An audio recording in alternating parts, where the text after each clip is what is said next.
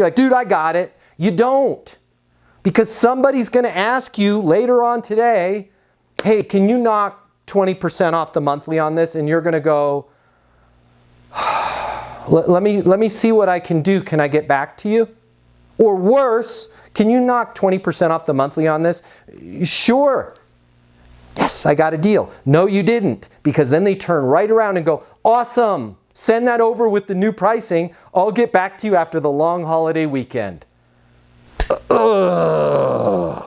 And now you call them on Tuesday. Hey, call them to see if it makes sense to sign the agreement. Hey, yeah, so we're looking at it. Are you sure that's the best you can do on the price? Because you've trained them that if they complain, if they give you pushback, guess what? The price goes down. And they can't read what's in this zone, your mind, to know that, oh my God, I really did go out of my way and I'm losing money on this deal.